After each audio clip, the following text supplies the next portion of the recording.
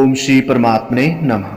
श्रीमद् भगवद गीता का 11वां अध्याय। इस प्रकार भगवान के वचन सुनकर अर्जुन बोले, हे भगवान, मेरे पर अनुग्रह करने के लिए परम गोपनीय अध्यात्म विषयक वचन अर्थात उपदेश आपके द्वारा जो कहा गया उससे मेरा यह अज्ञान नष्ट हो गया है।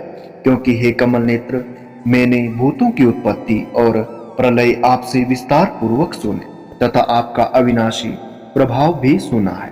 हे परमेश्वर, आप अपने को जैसा कहते हो यह ठीक ऐसा ही है, परंतु हे पुरुषोत्तम, आपके ज्ञान, ऐश्वर्य, शक्ति, बल, वीर्य और तेज युक्त रूप को प्रत्यक्ष देखना चाहता हूँ। इसलिए हे प्रभु, मेरे द्वारा वह आपका रूप देखा जाना शक्य है। ऐसा यदि मानते हैं तो हे योगेश्वर, आप अपने अविनाशी स्वरूप का मुझे दर्शन कराइए। इस प्रकार अर्जुन के प्रार्थना करने पर श्री कृष्ण भगवान बोले, हे पार्थ, मेरे सैकड़ों तथा हजारों नाना प्रकार के और नाना वर्ण तथा आकृति वाले अलौकिक रूपों को देख। हे भरतवंशी अर्जुन, मेरे में आदित्यों को अर्थात अदिति के 12 पुत्रों को और 8 वसुओं को, 11 रुद्रों को तथा दोनों अश्विनी कुमारों को और 49 मरुदगणों को देख तथा और भी बहुत से पहले न देखे हुए आश्चर्यमय रूपों को देख।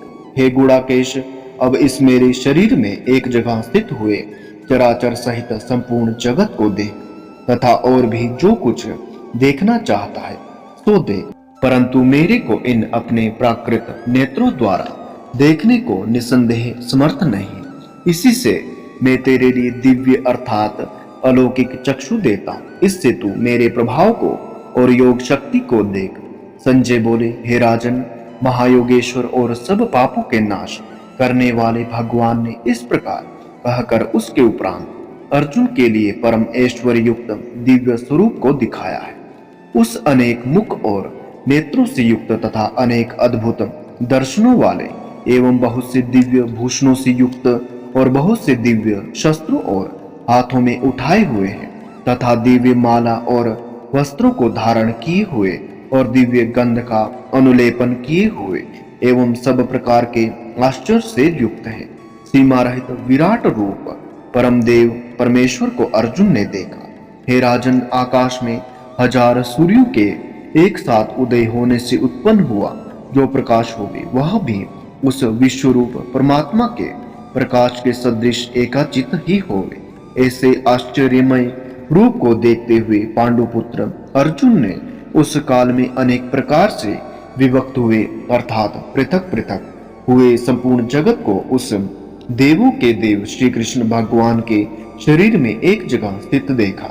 उसके उपरांत वह आश्चर्य से युक्त हुआ हर्षित रोमों वाला अर्जुन विश्वरूप परमात्मा को श्रद्धा भक्ति सहित सिर से प्रणाम करके हाथ जोड़े हुए बोला, हे देव, आपके शरीर में संपूर्ण देवों को तथा अनेक भूतों के समुदायों को और कमल के आसन पर बैठे हुए ब्रह्मा को तथा महादेव को और संपूर्ण ऋषियों को तथा दिव्य सर्पों को देखता हूँ। हे संपूर्ण विश्व के स्वामी, आपको अनेक हाथ, पेट, मुख और नेत्रों से युक्त तथा सब ओर से अनंत रूपों वाला देखता हूँ।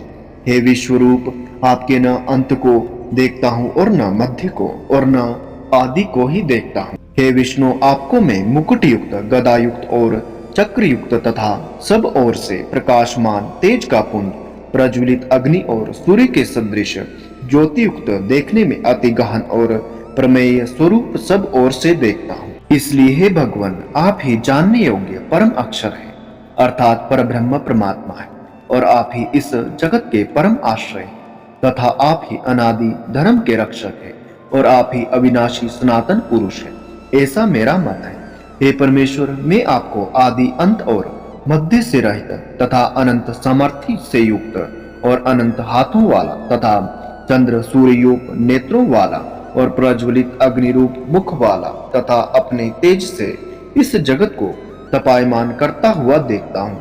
हे महात्मन, यह स्वर्ग और पृथ्वी के बीच का संपूर्ण आकाश तथा सब दिशाएं एक आप से ही परिपूर्ण है तथा आपके इस अलौकिक और भयंकर रूप को देखकर तीनों लोग अति व्यथा को प्राप्त हो रहे हैं। हे महात्मन, यह स्वर्ग और पृथ्वी के बीच का संपूर्ण आकाश तथा सब दिशाएं एक आप से ही परिपूर्ण हैं, तथा आपके इस अलौकिक और भयंकर रूप को देखकर तीनों लोग अति व्यथा को प्राप्त हो रहे हैं। हे गोविंद, वे सब देवताओं के समूह आप में ही प्रवेश करते हैं और कई एक भयभीत होकर हाथ जोड़े हुए आपके नाम और गुणों का उच्चारण करते हैं, तथा महर्षि और सिद्धों के समुदाय कल्याण हो ऐसा कहकर उत्तम उत्तम स्तोत्रों द्वारा आपकी स्तुति करते हैं। हे परमेश्वर, जो एकादश रुद्र और द्वादश आदित्य तथा 8 वसु और साध्यगण, विश्वदेव तथा अश्विनी कुमार और मरुदगण और पितरों का समुदाय तथा गंधर्व, यक्ष, राक्षस और सिद्धगणों के समुदाय हैं, वे सभी विस्मित हुए आपको ही देखते हैं। हे महाबाहो, आपके बहुत मुख और नेत्रों वाले तथा बहुत हाथ, जंगा और पैरों वाले और बहुत उदरों वाले तथा बहुत सी विकराल दाढ़ों वाले महान रूप को देखकर सब लोग व्याकुल हो रहे हैं, तथा मैं भी व्याकुल हो रहा हूँ, क्योंकि हे विष्णु, आकाश के साथ स्पर्श किए हुए दीप्यमान अनेक रूपों से युक्त तथा फैलाए हुए मुख और प्रकाशमान विशाल नेत्रों से युक्त आपको देखकर भयभीत अंतःकरण वाला मैं धीरज और शांति को नहीं प्राप्त होता हूँ। हे भगवान, आपके विकराल दाढ़ों वाले और प्रलय काल की अग्नि के समान प्रज्वलित मुखों को देखकर दिशाओं को नहीं जानता हूँ और सुख को भी नहीं प्राप्त होता हूँ। इसलिए हे जगन्निवास, आप प्रसन्न हो। मैं देखता हूँ कि वे सभी धृतराष्ट्र के पुत्र राजाओं के समुदाय सहित आप में प्रवेश करते हैं और भीष्म पितामह, द्रोणाचार्य तथा वह कर्ण और हमारे पक्ष के भी प्रधान योद्धाओं के सहित सब के सब वेग युक्त हुए आपके विकराल दाढ़ों वाले भयानक मुखों में प्रवेश करते हैं और कई एक चूर्ण हुए सिरों सहित आपके दांतों के बीच में लगे हुए दिखते हैं।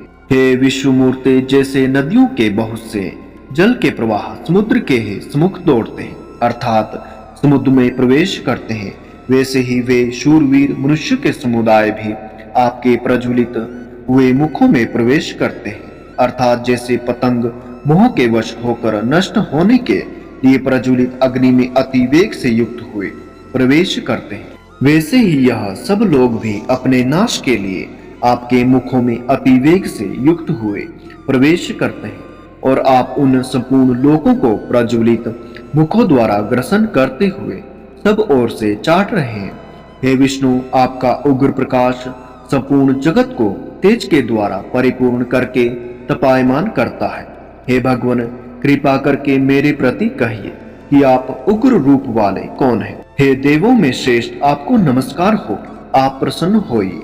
आदि स्वरूप आपको मैं तत्व से जानना चाहता हूँ, क्योंकि आपकी प्रकृति को मैं नहीं जानता। इस प्रकार अर्जुन के पूछने पर श्री कृष्ण भगवान बोले, हे अर्जुन, मैं लोगों का नाश करने वाला बड़ा हुआ महाकाल इस समय इन लोगों को नष्ट करने के लिए प्रवृत्त हुआ हूँ। इसलिए जो प्रतिपक्षियों की सेना में स्थित हुए योद्धा लोग हैं, वे सब तेरे बिना भी नहीं रहेंगे, अर्थात युद्ध न करने से भी इन सब का नाश हो जाएगा। इससे तू खड़ा हो और यश को प्राप्त कर तथा शत्रुओं को जीतकर धन धान्य से संपन्न राज्य को भोग।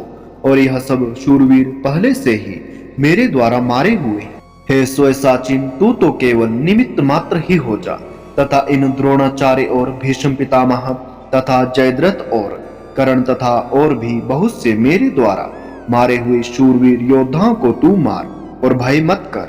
निसंदेह तू युद्ध में वीरियों को जीतेगा, इसलिए युद्ध कर। इसके उपरांत संजय बोले कि हे राजन, केशव भगवान के इस वचन को सुनकर मुकुटधारी अर्जुन हाथ जोड़े हुए कांपता हुआ नमस्कार करके फिर भी भयभीत हुआ प्रणाम करके भगवान श्री कृष्ण के प्रति गदगद वाणी से बोला कि हे अंतर्यामी, यह योग्य ही है कि जो आपके नाम और प्रभाव के कीर्तन से जगत अति हर्षित होता है और अनुराग को भी प्राप्त होता है, तथा भयभीत हुए राक्षस लोग दिशाओं में भागते हैं और सब सिद्धगणों के समुदाय नमस्कार करते हैं। हे महात्मन, ब्रह्मा के भी आदिकर्ता और सबसे बड़े आपके लिए वे कैसे नमस्कार नहीं करें, क्योंकि हे अनंत, हे देवेश, हे जगन्निवास, जो सत असत और उनसे परे अक्षर अर्थात सच्चिदानंद घन ब्रह्म है, वह आप ही हैं। हे प्रभु, आप आदिदेव और सनातन पुरुष हैं। आप इस जगत के परम आश्रय और जानने वाले तथा जानने योग्य और परम धाम है। हे अनंत रूप, आपसे यह सब जगत व्याप्त और परिपूर्ण है। हे हरे, आप वायु, यमराज, अग्नि, वरुण, चंद्रमा तथा प्रजा के स्वामी ब्रह्मा और ब्रह्मा के भी पिता हैं। आपके लिए हजारों बार नमस्कार नमस्कार हो। आपके लिए फिर भी बारंबार नमस्कार नमस्कार हो। हे अनंत सामर्थ्य वाले, आपके लिए आगे से और पीछे से भी नमस्कार होए। हे सर्वात्मन, आपके लिए सब ओर से ही नमस्कार होए, क्योंकि अनंत पराक्रमशाली आप सब संसार को व्याप्त किए हुए हैं। इससे आप ही सर्वरूप हैं। हे परमेश्वर, सखा ऐसे मानकर आपके इस प्रभाव को न जानते हुए मेरे द्वारा प्रेम से अर्थात प्रमाद से भी हे कृष्ण, हे यादव, हे सखे, इस प्रकार जो कुछ हठपूर्वक कहा गया है, और हे अच्युत, जो आप हंसी के लिए विहार, शय्या, आसन और भोजनादिकों में अकेले अथवा उन सखाओं के सामने भी अपमानित किए गए हैं, वह सब अपराध अप्रमेय स्वरूप अर्थात अचिंत्य प्रभाव वाले आपसे मैं क्षमा कराता हूँ। हे विश्वेश्वर, आप इस चराचर जगत के पिता और गुरु से भी बड़े गुरु और अति पूजनीय हैं। हे अतिशय प्रभाव वाले, तीनों लोकों में आपके समान भी दूसरा कोई नहीं है, फिर अधिक कैसे हो। इससे हे प्रभु, मैं शरीर को अच्छी प्रकार चरणों में रख के और प्रणाम करके स्तुति करने योग्य आप ईश्वर को प्रसन्न करने के लिए प्रार्थना करता हूँ। हे देव, पिता जैसे पुत्र के और सखा जैसे सखा के और पति जैसे प्रिय स्त्री के, वैसे ही आप भी मेरे अपराध को सहन करने के लिए योग्य हैं। हे विश्वमूर्ति, मैं पहले न देखे हुए आश्चर्य में आपके इस रूप को देखकर हर्षित हो रहा हूँ और मेरा मन भय से अति व्याकुल भी हो रहा है। इसलिए हे देव, आप उस अपने चतुर्भुज रूप को ही मेरे लिए दिखाइए। हे देवेश, हे जगन्निवास, प्रसन्न होइए।